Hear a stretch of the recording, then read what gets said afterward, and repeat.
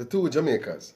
The promoters of Mocha Fest have put the icing on the cake when it comes to highlighting double standards in Jamaica. Makes one think we have two Jamaicas. Island number one for the privileged, untouchables, and exploiters who continue to elude the long arms of the law, and island number two for the ordinary law-abiding, hardworking citizens who are just not lucky. We will describe what it is like living on these twin territories when we take a trip to cruise over the island, or should I say islands. Let's get ready to board the flight to take us over Jamaica. As we wait on the tarmac to board this flight, we hope to get a cockpit view of the challenges we face as citizens on this paradoxical paradise. Fasten your seatbelts. Let's get ready for takeoff. After ascending to the maximum required altitude and after cruising the epicenter of calamity, our journey opens up a plethora of problems in the education and health sector, where some are just not lucky, as I mentioned. And as we maneuver through the economic turbulence brought about by the COVID-19 pandemic, we see the heartaches and the stress coming from all the players in the field. As it relates to education sector, I believe the ones who are seriously affected during this pandemic are parents of students who are digitally divided in our nation and those who fall way below the poverty line on this side of the island.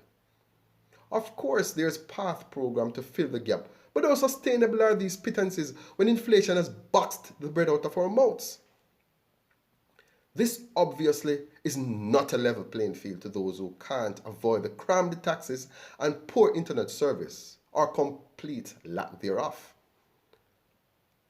While cruising over the Twin Island, I couldn't help but notice the disgruntled teachers and nurses who packed their luggage and are waiting for departure. These civil servants continue to seek justice from their sides as they grapple with the paltry salary offer from the government.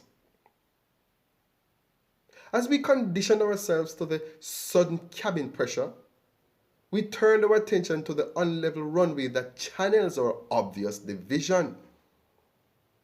We noticed some in the entertainment and business sector are crying foul as they feel they are disenfranchised and were seen signaling the plane with their parachute strapped to their backs. Who will they run to, or should I say jump to this time? They are complaining about the double standards by the government as they are slapped with fines and warnings for prosecution for promoting parties.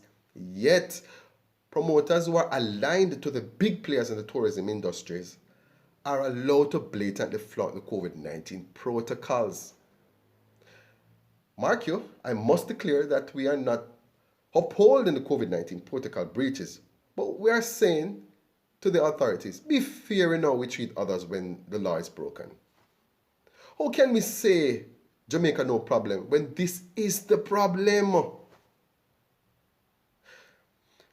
As the pressure suddenly becomes bearable, the peripheral view of some positive parts of our country breathes a sigh of relief as we prepare for a safe landing. As the wheels of the plane screech along the runway, lightning claps and thunder rolls reminds us how lucky we are as a God-blessed island. With so many murders, corruption and social challenges, we managed to land a safe flight. While many bask in the unlevel field of both sides of the island, outlookers or outsiders are relaxing and enjoying the comfort and the ease while we are counting the green with tears in our eyes. After leaving customs, we are greeted by a positive crowd of supporters in the waiting area. For those who never knew, now you know. Welcome to Two Jamaica. This is Ossie, and that's what's on my mind as me chat my mind.